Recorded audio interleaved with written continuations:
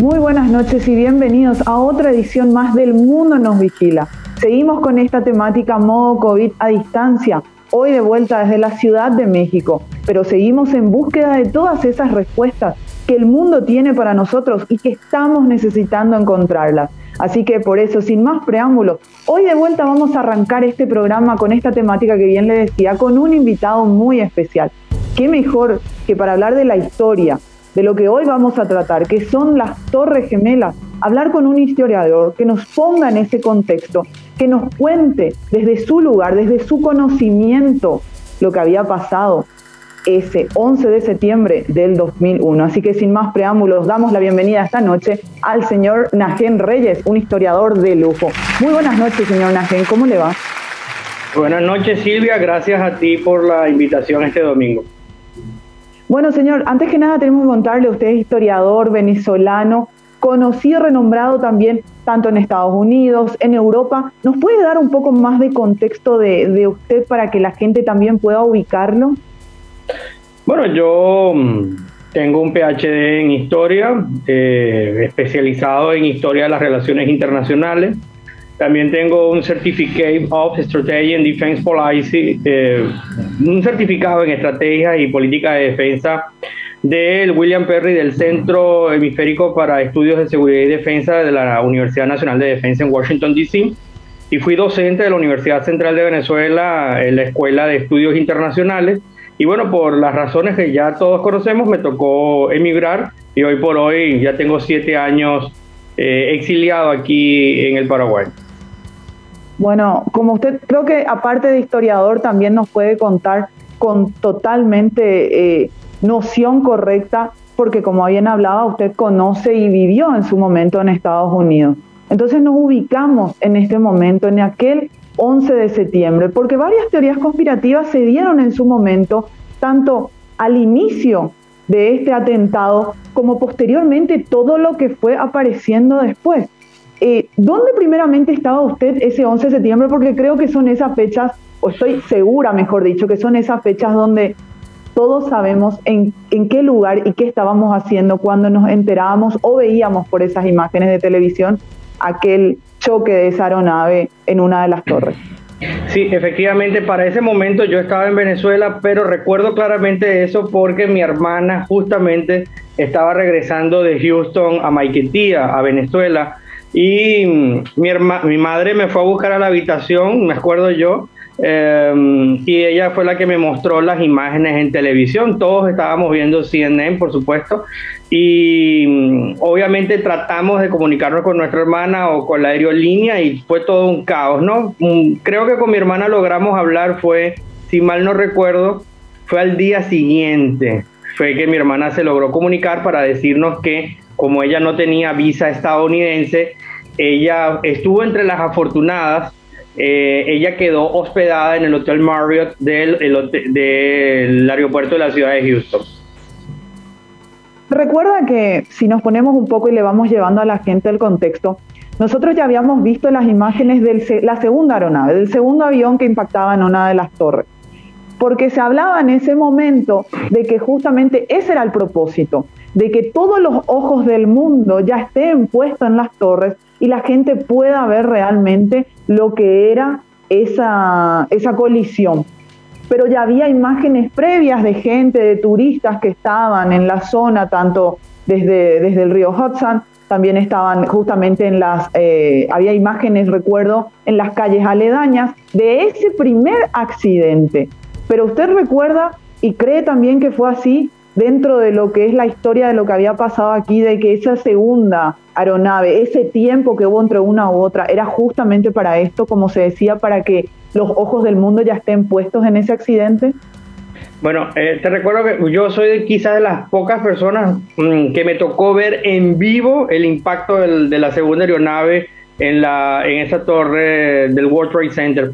Ahora bien, debemos ubicar que lo que estaba ocurriendo era un atentado terrorista. En un comienzo, nunca lo voy a olvidar, esa mañana estaba Carlos Montero, era el narrador de noticias de CNN, y estaban hablando de un accidente.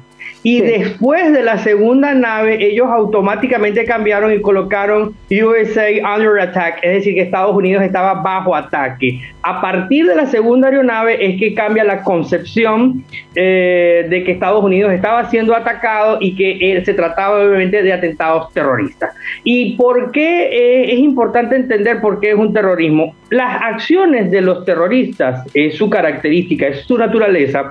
Ellos buscan realizar acciones que sean ampliamente visibles y que den un gran impacto de terror y de miedo a la sociedad civil o a la ciudadanía en general. Y efectivamente, que es lo que posteriormente se entiende como fue parte de la estrategia, que era que tratar de concentrar la atención de los ojos del mundo para que pudieran entender y ver la capacidad destructiva de esta organización terrorista, que en este caso, según las investigaciones, fue Al-Qaeda. Ya que hablábamos justamente de que vean el impacto del terror, usted como historiador se dio cuenta en ese momento, dimensionó que ese atentado iba a ser un cambio total en la historia de la humanidad, no solamente de Estados Unidos, pero también hablaba de algo muy particular, que Estados Unidos por primera vez se veía vulnerable ante los ojos del mundo. ¿Usted ya lo sentía esa en las calles que la gente decía, esto va a ser un cambio total en nuestra historia? Bueno, Silvia, en esa época yo tenía 21 años, era muy joven, apenas era estudiante universitario. Y quizás la magnitud de lo que ocurrió fue un poco después. Fue justamente a partir de esa locución del propio presidente George Bush en la que habló, que a partir de allí se dijo textualmente, nunca lo voy a olvidar, el presidente Bush dijo, doblaron nuestros aceros, pero no doblaron el espíritu norteamericano. Y posteriormente vimos las acciones de la administración Bush, que emprendió lo que él denominó la guerra contra el terrorismo o contra el eje del mal. Y ahí es donde tenemos que ver la cosa en retrospectiva histórica, es decir, número uno, típicamente veníamos de la Guerra Fría, ustedes recordarán, 1947 hasta 1989, el derribo del muro de Berlín, termina la Guerra Fría, y durante la administración de Ronald Reagan, luego en la administración de Bill Clinton, se inicia lo que se llamó la guerra contra el narcotráfico, y justamente le va a tocar entonces al presidente George W. Bush lo que él denominó la guerra contra el terrorismo, y a partir de allí entonces es que el mundo, inclusive aguas adentro dentro de Estados Unidos, todo cambió porque primero estos atentados fue lo que dio inicio a lo que posteriormente fue la ley Patriot y por supuesto el surgimiento de la National Homeland Security, ese organismo que es la Secretaría Nacional de Seguridad, fue creada justamente durante la administración de George Bush, porque antes de ello solo era el FBI, que es la Oficina Federal de Investigaciones, y la CIA, que era la agencia internacional, la Central Agencia de Inteligencia. De tal manera pues que vamos a ver entonces todos esos mecanismos de seguridad exacerbados, cambian las políticas inclusive de seguridad dentro de los aviones. Antiguamente, por ejemplo, un piloto, quizás todavía en América Latina se ve, yo después del atentado justamente hice esa observación, los aviones en Venezuela, por ejemplo, en Venezuela, un vuelo doméstico, quizás la puerta del piloto estaba abierta. Esto impensable que ocurra hoy por hoy en Europa o en Estados Unidos. De hecho, ya las aeromosas no tienen contacto con el piloto una vez que la aeronave despega o se cierra la puerta de seguridad. Y aguas adentro también fue toda esta discusión de estas políticas de seguridad que se colocaron, los escáneres en los aeropuertos, más restricciones para los que tenemos equipaje de mano, se hizo mucho más riguroso el proceso de las visas. Que esas son las cosas que a nosotros, el ciudadano común, nos impactó y es el legado del 11 de septiembre en nuestras vidas. Pero más allá de eso también hay unos cambios profundos y estructurales en lo que va a ser la diplomacia estadounidense, que fue justamente lo que estamos viendo. De hecho, hoy es un tema todavía de debate, era que hasta qué punto entonces las agencias del gobierno podían entrar en los correos de los ciudadanos para ver si hacer actividades de inteligencia, si estas personas estadounidenses o no estaban conspirando o estaban en actividades conspirativas y hasta qué punto esto vulneraba las libertades individuales consagradas en la Constitución estadounidense, y esto fue parte, de hecho, de un gran debate que hasta hoy se mantiene. Y del otro lado, fuera de Estados Unidos, obviamente fue la guerra contra el terrorismo, que implicó, obviamente, las operaciones de Estados Unidos en Irak. Todos recordarán entonces en ese momento el secretario de Defensa era Colin Powell, secretario de Estado, y sus participaciones en el Consejo de Seguridad de las Naciones Unidas, donde decía que Irak tenía armas de destrucción masiva. Luego tuvimos también la intervención de los Estados Unidos en Afganistán, que hoy por hoy de hecho sigue estando Afganistán dentro del debate, porque a pesar de que se están cumpliendo 20 años de la ocupación estadounidense en Afganistán, hoy en la mañana las tropas del Talibán están recuperando el control de capitales de ciudades en Afganistán, y ya se está comenzando a especular entonces hasta qué punto es positivo la retirada o no de las tropas estadounidenses de Afganistán. Sí, así mismo. O sea, esto de Afganistán es muy actual, porque hay que recordarle a la gente que fue una de las primeras decisiones de Biden, retirar las tropas de Afganistán. Primeramente, antes que las tropas retirar gran parte del funcionariado de la embajada de Afganistán. Afganistán tiene una de las embajadas más importantes y más grandes que se construyeron en los últimos 7 años, en base a Estados Unidos, vamos a decir. Estados Unidos invirtió muchísimo en sus embajadas, y la embajada de Afganistán es una de las que más crecimiento tuvo justamente en el periodo anterior, y llega Biden y decide esto de sacar al funcionariado y después retirar las tropas, que en algunos casos personas dicen que esto es solamente un cambio de estrategia, porque también lo pintan mucho a Biden con esta decisión de que él vuelve a promulgar o vuelve a buscar una guerra. Y ahí es donde se contradicen muchas opiniones cuando empieza lo de Siria, cuando él asume, y en Afganistán él decide hacer la retirada. Pero yendo un poco antes, ¿cómo arranca Afganistán? Como usted mismo había dicho, hay varias teorías conspirativas y quería hablarlas con usted. Una de ellas, por ejemplo, es de que las Torres Gemelas en realidad fueron un autoatentado, porque justamente George W. Bush estaba en el tráfico de armas y demás, o gente relacionada a él, vamos a decirlo, para culparlo directamente, y que esto le permitía a Estados Unidos tener el apoyo, no solamente del Congreso, sino más que nada la empatía o la aprobación, mejor dicho, del pueblo americano para la invasión a Irak y Afganistán. No justamente en busca de Bin Laden, sino justamente en el petróleo, el tráfico de armas, todo lo que implicaba políticamente. Esta era una de las teorías conspirativas, que iba acompañada muy de la mano con la familia Rothschild, que también lo habíamos hablado aquí en El Mundo Nos Vigila, porque ellos en su momento tenían el poderío, o tienen el poderío de varios bancos importantes, y coincidencia, ninguno de esos bancos estaba presente ni en Irak ni en Afganistán, cosa que sucedió el año posterior de la invasión. ¿Usted qué concepto o qué idea tiene, o qué opinión, mejor dicho, tiene sobre estas teorías que se crearon alrededor de este atentado? Bueno, antes de entrar en una pequeña observación, el que inicia el retiro de las tropas de Afganistán fue el presidente Donald Trump, y quien la termina de completar es justamente la administración del país. El que trata de llevarse los logros, mejor dicho. Exacto. Ahora bien, en cuanto a las teorías conspirativas, yo tengo que decirle al público que yo soy un historiador profesional, y los historiadores de oficio solo nos regimos por lo que está en la evidencia documental. Lo que entra en el terreno de las hipótesis especulativas, lamentablemente yo no entro, porque justamente en aras del profesionalismo no puedo hablar de esos terrenos. Ahora bien, sí tengo que dar conocimiento al público que se especuló muchísimo, y eso es lo que entra en las grandes teorías conspirativas, de que el presidente Bush viene de una familia vinculada al petróleo, misma cosa que Dick Cheney. En todo caso, en un hipotético improbable caso que el presidente George Walker Bush hubiera estado involucrado en tráfico de armas y estuviera ya bajo arresto. Esto obviamente estamos hablando de la justicia estadounidense, no estamos hablando de Venezuela o cualquiera de estos países, o Paraguay, o cualquier país de institucionalidades débiles, no como los nuestros en América Latina en general.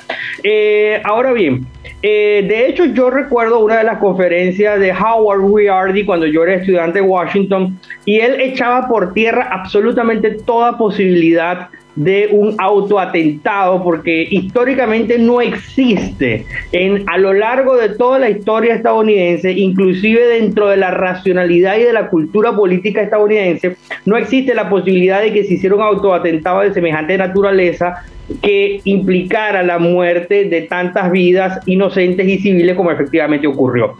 Yo personalmente me inclino hacia la teoría justamente de que el talibán, entiéndase que los talibanes son lo que llaman musulmanes yihadistas. Existen tres tipos de musulmanes. Están los musulmanes ortodoxos, es decir, aquellos que creen en Alá y tienen su religión, pero está dentro del territorio árabe, de lo que es el mundo árabe. Pero los yihadistas son musulmanes, pero ellos creen que ellos deben proyectar, para salvar el mundo, deben proyectar el Islam a lo largo del mundo, es decir, universalizar el Islam, y sobre la base de ello tienen que utilizar la violencia. Eso es lo que dicen los técnicos, como por ejemplo Francis Fukuyama lo explica claramente en un libro que se llama América en la encrucijada, y también hay otros autores en general que hablan del tema. En todo caso, es el yihadismo, es decir, esta corriente dentro del ala musulmana de la que forma parte Al Qaeda, que comienzan a percibir en los Estados Unidos como el foco del pecado, y justamente tratan de darle en lo medular a los Estados Unidos, que es Nueva York. Hay otros teóricos que consideran que justamente se hizo el atentado contra Estados Unidos por la guerra que se había hecho en la operación Desert Storm, que es la operación Tormenta del Desierto, en la que nuevamente los soldados estadounidenses mataron a muchos musulmanes en esa primera operación de desalojo de los iraquíes del territorio kuwaití. En todo caso, yo personalmente prefiero inclinarme por estas tendencias antes que las conspirativas.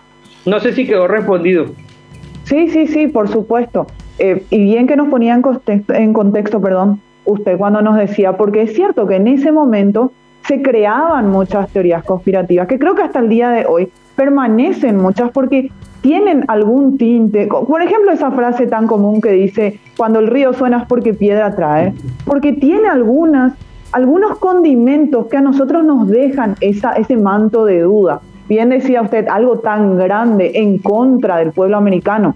Esto también se decía, y creo que usted no lo puede negar, porque a lo largo de los años de la historia americana se descubrieron muchas cosas, que por ejemplo la operación Paperclip, donde justamente luego de terminar la guerra, donde habían vencido a Hitler, a los nazis, el gobierno de Estados Unidos, la CIA, fue el que trajo a varios de los científicos y demás que les iban a resultar convenientes para su futura guerra contra Rusia.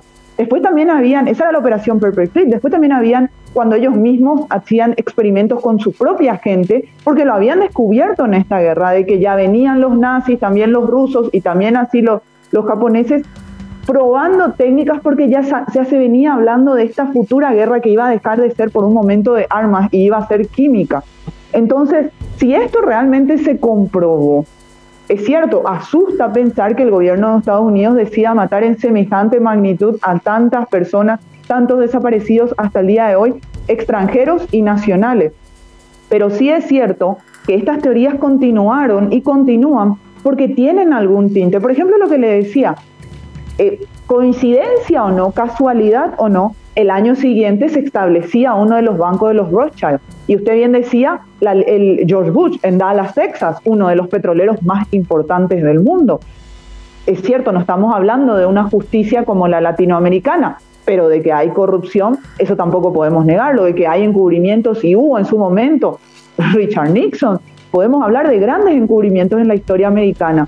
Y entonces estas pequeñas cosas, como que él relacionado al petróleo, como que él también relacionado y en algún punto de amistad con la gente, con la familia Rothschild, que después tuvo un banco ahí. También cuando Estados Unidos, al minuto o al poco tiempo de que este accidente sucediera, ya revelaba el nombre de Bin Laden. Eso también demostraba, y quiero que usted mejor que nadie, aunque haya tenido 21, en ese momento nos ponga un poco en contexto, que las agencias no trabajaban juntas y no cooperaban juntas en su momento, porque el FBI tenía esa información. Tenía información de los pilotos que hasta hoy día creo que es algo muy anecdótico, que habían estudiado y tomado clases de pilotaje para aprender a despegar aviones, pero nunca para aterrizarlos. Ellos tenían esta información y entre las agencias no se cooperaban en ese momento porque esa información estaba dividida.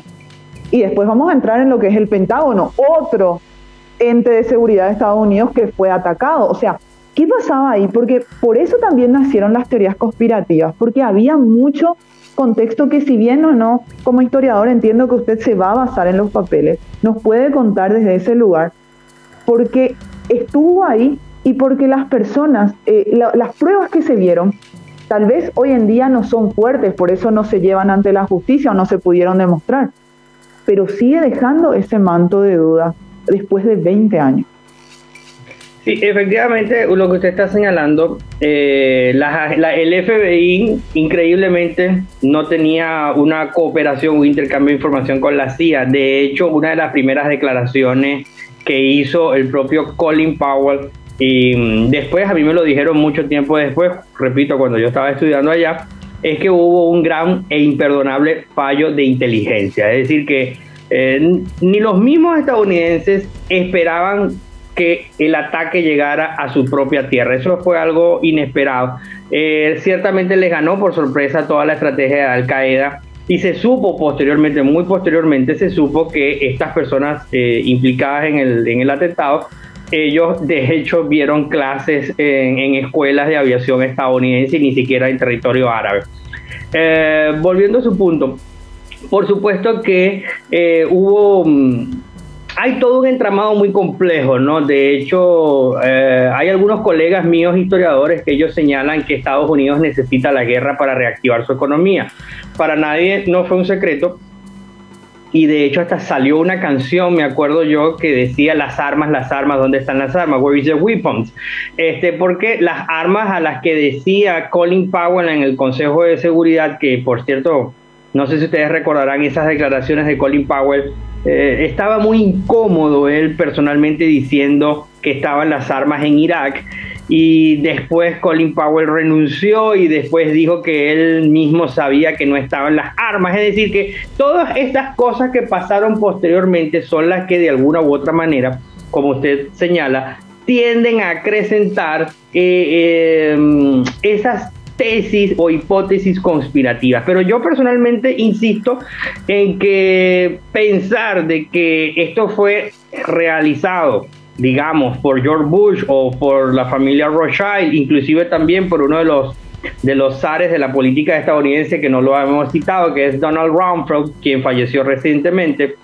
En todo caso, Rumsfeld es una de las figuras que estaba asociada con las grandes empresas proveedoras de equipos de armamento, y en la medida en que Estados Unidos entra en una guerra, se mueve la maquinaria de la industria de la guerra y hay mucho dinero. Eso realmente no es menos cierto, pero insisto, yo personalmente me cuesta mucho creer, y hasta ahora tengo que decirlo en espíritu estrictamente técnico, no estoy parcializado y no estoy descartándolo, pero quiero dejar muy en claro al público que hasta ahora no existe una sólida evidencia documental que demuestre que efectivamente fue un autoatentado, o que tanto George Bush como Dick Cheney o Rumsfeld o la familia Rothschild estuvo involucrado en estos autoatentados. Yo personalmente y muy responsablemente prefiero decir que se trató de un terrible fallo de la seguridad y de la inteligencia,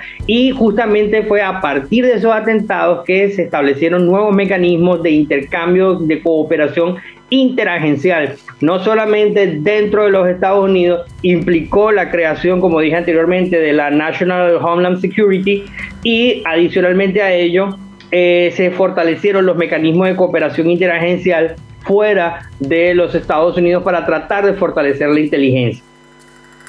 Y entrando un poco también en ese día, porque fueron varios los atentados.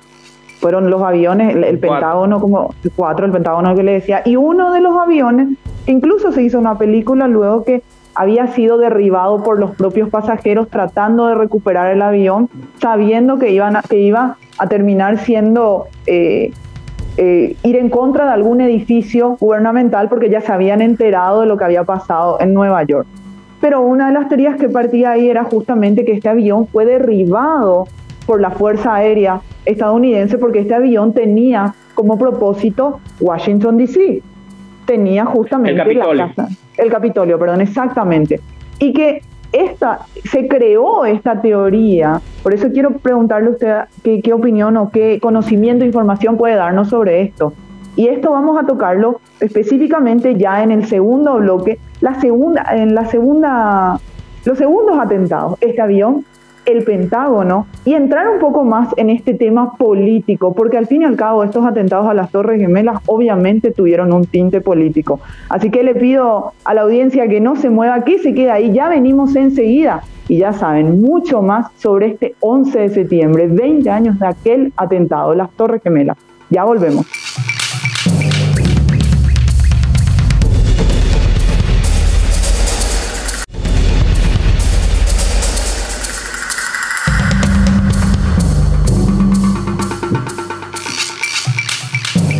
Bueno, seguimos aquí en El Mundo Nos Vigila, con la presencia del historiador, el doctor Najem Reyes, que justamente, no solamente con ese conocimiento, con todo ese currículum que trae, nos puede hablar de este atentado a las Torres Gemelas, sino también de primera mano como testigo presencial. Y antes de ir a la pausa ya les hablábamos del preámbulo de este vuelo 93 y también vamos a entrar en ese vuelo 77.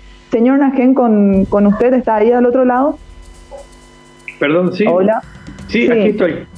Volvemos un poco en lo que habíamos hablado en el primer bloque. Este vuelo 93, el vuelo 93, que como yo le ponía en contexto a la gente, incluso había una película que se hizo, se hicieron historias y demás, porque se hablaba de que fueron los pasajeros que tomaron el avión los que lo derribaron ya como una forma de salvar algún edificio gubernamental y otras personas, la vida de otras personas, porque ya se habían enterado de lo que había pasado en Nueva York.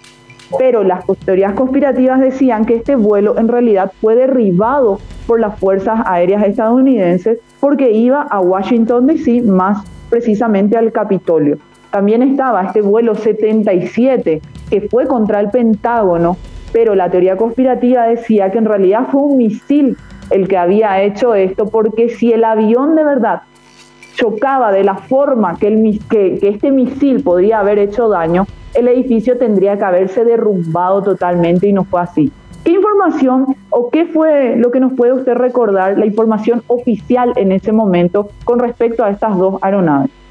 Bueno, vamos con la que supuestamente fueron los pasajeros. Esa es una versión, yo recuerdo, Juan Carlos López era el que estaba haciendo la cobertura de esos hechos para CNN en español, y ya en ese mismo día se habló de que unos aviones de la Fuerza Aérea sobrevolaron muy cerca del avión, que finalmente se precipitó o vino a tierra. En todo caso, a mí, mi opinión personal, no hay versión oficial en este tipo de casos, quizás son documentos oficiales y están clasificados. No se reveló la información si efectivamente fue la Fuerza Aérea estadounidense la que derribó o no ese avión. En todo caso, pensar de que fue el público o los mismos pasajeros, a mí me parece una versión muy de Hollywood, muy reconstrucción artificial. De hecho, insisto yo que ese mismo día lo que se hablaba era que efectivamente el avión fue derribado por la Fuerza Aérea, porque se dirigía al Capitolio. En cuanto al avión que impactó contra el Pentagon Building, es importante también que la gente sepa que ahí sí cae un poco en el terreno de las especulaciones o las conspiraciones. Efectivamente fue un avión, solo que no hubo imágenes del momento en que el avión impactó este edificio. Ahora, la gran pregunta, ¿por qué no se derribó? Deben tener presente ustedes que la estructura del Pentágono, para los que hemos tenido la oportunidad de ingresar, es un complejo de edificios de hormigón, no es de paredes de bloque, es de hormigón, y justamente parte de su diseño es que sus paredes son de más de 20 centímetros de grosor, etcétera, etcétera. Entonces, esto es una estructura diferente a un edificio común como el que vimos ahora que se cayó infelizmente en Surfside. En todo caso, este tipo de edificios tenía una característica de mayor resistencia contra impactos. La tesis del misil realmente yo la descarto porque nunca se habló de un misil, el público nunca vio un misil sobrevolando en las adyacencias del Pentagon Building, de tal manera pues que lo que el público y los testigos presenciales hablaron fue de otro avión que impactó efectivamente contra él, pero impactó en la parte superior del anillo del edificio más externo. Recuerden que son 5 complejos de edificios y repito yo que están hechos de hormigón, no impactó hacia abajo, impactó un poco hacia arriba, de tal manera pues que el daño afortunadamente fue menor comparado con las estructuras del World Trade Center. La diferencia está que las del World Trade Center eran estructuras de acero y de cristal y estas eran de hormigón. Tengo tres preguntas específicas. Una es, y usted todavía, ¿qué opinión tiene sobre personas que hasta el día de hoy aseguran haber escuchado una explosión antes del primer impacto? Porque hasta hoy día sostienen varios testigos de que escucharon una explosión antes. Los expertos hablan de que era el sonido, que llevaba el viento, demás. No quiero entrar tanto en esa parte porque no soy técnica y podría dar mal los conceptos, pero iba más o menos por ahí. Esa explosión que se escuchaba antes, por eso se hablaba de esa teoría conspirativa de que en realidad una de las teorías era de que el World Trade Center tuvo explosivos, por eso se escucharon y luego impacta el avión. Otro es, hablando de esto, que es como un dato muy interesante que había dado en su momento la BBC en el 2010. Sacaba una encuesta que había hecho con respecto no solo a las teorías conspirativas, sino a este acontecimiento en particular. Y un importante porcentaje, de 15% de personas de los entrevistados, que no es poco, había asegurado que cree de que esto en realidad fue un atentado, que fueron explosivos, que no cree que justamente Al Qaeda haya sido totalmente responsable o que Estados Unidos no haya estado involucrado. Estas personas están rondando entre 16 y 24 años. Es llamativo, quiere decir que, como le decía, esto de las teorías conspirativas o con respecto con este atentado a las Torres Gemelas, no deja muy claro en la opinión pública, por más de que haya informes oficiales, de que no haya podido haber algo más que el público no sabe. Y la tercera pregunta que quiero hacerle es, con un poderío tan importante como tiene Estados Unidos, ¿cómo no pudieron interceptar 4 aviones? Es la opinión que yo... por parte, no, Silvia. Bueno, la primera, sobre el sonido. Acuérdate que el sonido viaja primero. De hecho, los físicos forenses especialistas en física del FBI, justamente ellos dicen que la explicación científica es que primero se escuchó la onda expansiva y posteriormente es que se ve o pudieron ver lo del impacto. Segundo, la segunda es por qué no se pudo prevenir o por qué se conectó esto con Al Qaeda. Hay que recordar que en el año 1991, siendo presidente William Jefferson Clinton, el señor Bin Laden hizo un primer atentado en el World Trade Center que fue con un vehículo blindado de dinero, que en vez de tener dinero lo que tenía era explosivo. Es por eso que las fuentes de inteligencia, concretamente la CIA, no tardaron en señalar de que se trataba de Bin Laden y de Al Qaeda, quienes estaban detrás de estos atentados. Y tercero, cuando tú me dices, bueno, ¿por qué no pudieron detener? Bueno, lo que pasa es que en Estados Unidos para ese momento era un día de semana. ¿Cuántos aviones estaban sobrevolando el espacio aéreo? No estamos hablando de un país muy pequeño como Colombia. Imagínate, Colombia, que es un país muy pequeño, Comparado con Estados Unidos, en Colombia puedes encontrar ahora mismo más de 300 aviones sobrevolando su espacio aéreo. Entonces, ¿cuántos aviones estaban sobrevolando Estados Unidos?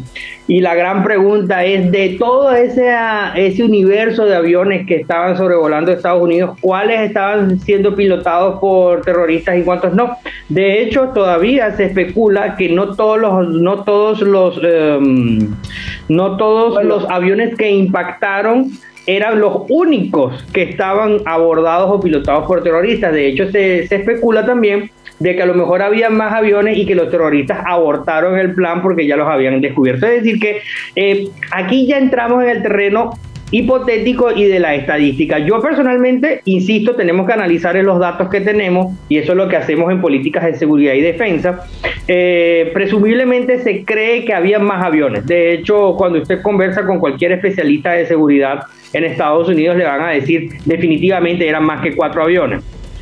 Y de hecho, algunos de ellos, muchos aviones que estaban por despegar, después del segundo impacto fue ordenado el deadline, que aterrizaran o que simplemente no despegaran, de tal manera que ahí quedamos entonces en la incertidumbre de que pudieron haber sido más atentados. Entonces, allí la conexión, insisto nuevamente, y hay un dato que no te había dicho a lo largo del programa, es que Bin Laden inicialmente fue una ficha de la CIA, entonces, y que él recibió entrenamiento bélico de los Estados Unidos por el lado de la CIA cuando estábamos en la Guerra Fría para combatir a los rusos. Y no sé en qué parte del camino, en qué parte de esa relación entre Bin Laden y la CIA se rompe, o quizás Bin Laden hace un giro hacia el ala más radical del islamismo y comenzó a planear estos atentados. Bueno, ya todo esto queda en el terreno especulativo porque, bueno, ya Bin Laden no existe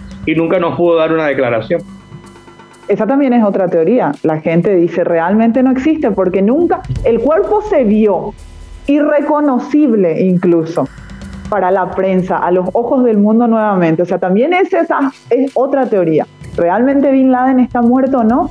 Es otra teoría porque se hablaba de que su cuerpo sí, o sea, toda esa operación y siempre trayendo de vuelta a Hollywood, porque Estados Unidos es especialista en eso. La gente hay documentales, hay películas sobre lo que fue la operación para capturar a Bin Laden y después terminó en su muerte, pero ahí también empezaban las especulaciones de que no se sabe si realmente era o no el cuerpo de él. Ya estaba totalmente cambiado, barba, además podía haber sido otra persona que Estados Unidos decía que era ellos. O sea, Estados Unidos encierra muchos misterios alrededor, pero vamos a ponernos en este contexto actual. Afganistán, como bien lo decíamos al comienzo del programa, empezaba así con Trump, seguía Biden, que es el que se tiró todas las flores y demás diciendo retiro las tropas de Estados Unidos ya definitivamente como un primer logro de su gobierno. Estados Unidos sigue con miedo, ¿usted cree? Y cuando digo Estados Unidos, el pueblo americano, de que pueden volver a ver el terror en su suelo. De hecho, en el maratón de Boston, si bien no se lo puede alegar que fue Al Qaeda ni demás, fue también un acto de terrorismo. O sea, pero el terrorismo en sí, todo esto que trajo esta guerra con el Medio Oriente, él siente ahora el contexto tanto político como también en la gente estadounidense de que todavía esto puede volver a repetirse en suelo americano. Bueno, la respuesta es sí. Eso fue fue la gran conclusión que yo saqué cuando estábamos allá estudiando este estudio de políticas de seguridad y defensa. La respuesta es un sí. Ellos de hecho están preparados para esperar nuevamente un atentado de esta naturaleza, y tú también lo sientes en el estadounidense. No sé, bueno, tú estás ahorita muy cerca de allá, no sé si has vuelto allá, pero el estadounidense promedio ya a veces tiene una aprensión, un temor con las personas musulmanas. A mí personalmente, como mi nombre es Nahem, por ejemplo, cuando tomaba el vuelo Washington-Nueva York, fijo, sí o sí me bajaban del avión y me pedían el pasaporte, y ahí cuando tú percibes que efectivamente ellos están todavía muy alertas ante un potencial o un posible atentado. En cuanto a esta pregunta que me dices desde la perspectiva política, bueno, justamente esta mañana creo que va a ser el centro del debate, y lo vamos a estar confirmando en las próximas semanas, en el propio Congreso estadounidense, es hasta qué punto entonces Afganistán representa una amenaza a la seguridad global. Si regresan nuevamente los talibanes al poder, justamente que este es el debate ahora, si regresan los talibanes al poder cuando se repliegan o se retiran las tropas estadounidenses, ¿qué va a pasar con Al-Qaeda y qué va a pasar entonces con el terrorismo? ¿Va a volver nuevamente Al-Qaeda a convertirse en un santuario para las organizaciones del crimen organizado transnacional? Van nuevamente a organizarse atentados terroristas masivos contra la sociedad estadounidense o contra el mundo libre, el mundo occidental. Y esto van a ser obviamente las preguntas que vamos a estar seguramente escuchando en los próximos debates en el Capitolio estadounidense. Y detrás de eso van a estar las preguntas como personas como yo, el público en general. ¿Qué tanto? Porque cuando empezaba estas elecciones, las campañas políticas, si nos ponemos de vuelta en contexto, Trump-Biden, uno de los grandes era Rusia le soltó la mano a Trump, porque Trump, una de las teorías era había ganado a Hillary Clinton a través del gobierno ruso, con el apoyo del gobierno ruso. Ahora Rusia le suelta la mano a Trump y va por Biden. Y justamente los demócratas y republicanos, y aquí voy directamente al pueblo americano, porque tanto aquí en la Ciudad de México, en México mismo estando al lado se siente, como más aún en Estados Unidos cuando uno va ahí, hay una fuerte disputa entre el demócrata y el republicano. Para el republicano, el demócrata, Biden viene a traer la guerra de vuelta. Que en su momento Trump pudo haber sido un loco para tal vez todos nosotros en Latinoamérica, pero para el americano fue una persona que supo cuidar a su país y supo protegerlo y sacarlo de todo esto de las guerras y demás que para él no eran negocio, para el país no es negocio. Y Biden, sin embargo, viene a hacer esto. Este también va a ser un debate que después va a existir porque la propia guerra, el propio terrorismo que creo que hoy también de alguna forma lo está viviendo el pueblo americano, es esta gran disputa que se está haciendo muy fuerte hoy en día entre los demócratas y los republicanos ahora que un demócrata de vuelta está al mando del país más poderoso del mundo. Bueno, el debate, por ejemplo, entre los republicanos y los demócratas, bueno, nunca podemos olvidar un hecho fáctico que ocurrió, fue la gran ovación que recibió Donald Trump el día de las fuerzas, en un acto que se hizo, una graduación de cadetes, es decir, fue la primera vez que los Estados Unidos en 4 años no participó ni comenzó una guerra. Y esto fue algo muy significativo, a tal extremo que todos los militares, yo recuerdo las imágenes, estaban realmente eufóricos porque por lo menos tuvieron 4 años de paz y de tranquilidad, que no se lanzaron al campo de batalla. En cuanto a esta retirada de tropas estadounidenses de suelo afgano, también es importante que el público lo sepa, no se descarta, si bien es cierto que se retiran las tropas, no se descarta que Estados Unidos continúe realizando operaciones aéreas. Y esto es algo que habló el secretario de Estado, Blinken, que dice que, bueno, nos retiramos, pero vamos a continuar apoyando al gobierno institucional democrático de Afganistán. Es decir que se habla ya, de hecho, ya en este momento se está hablando de posibles operaciones con drones, con misiles o con aviones sobre vuelos aéreos contra blancos de Al-Qaeda para tratar de neutralizarlos y evitar de que lleguen así a Kabul, que es la capital afgana. Ya como para ir cerrando un poco el programa, discúlpeme que al aire lo comprometa, pero quisiera tenerlo en un próximo episodio porque, como le decía, yo creo que la gente tiene que entender bien, por más de que nosotros estemos situados en Sudamérica, el contexto de esta guerra y cómo nos repercute o no a nosotros. Pero yo creo que sí en algún punto, porque el terrorismo no es bueno en ningún lugar del mundo y nosotros no somos exentos porque haya sido en suelo americano, por ejemplo, este atentado.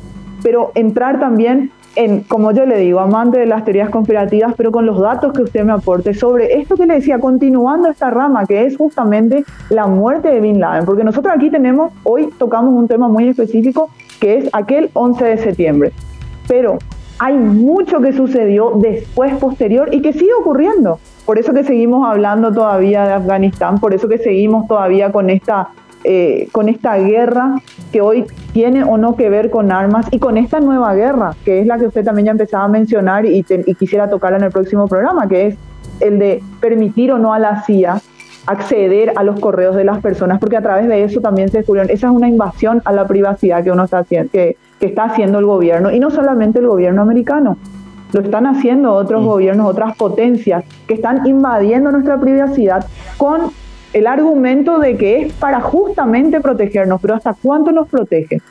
¿Y hasta cuánto realmente podemos estar seguros que ese hombre, que el pueblo, que el ejército americano nos vendió, que es Bin Laden y está muerto, es o no así? Y si él está muerto, ¿cómo puede ser que tanto su pensamiento siga tan presente hasta el día de hoy? Eso es algo que yo quiero invitarle aquí, comprometerlo, perdón, antes que nada frente al público, o sea que no me puede decir que no, para seguir tratando, porque me parece sumamente interesante e importante que la gente sepa dentro de estas teorías conspirativas también la información y la actualidad real de todo lo que está pasando en el Medio Oriente, que repercute en las políticas del Occidente. Bueno, un dato interesante, ¿no? Para el ciudadano común, ¿cómo repercute lo que pasó en Afganistán en nuestras vidas? Muy simple, con el precio de la gasolina.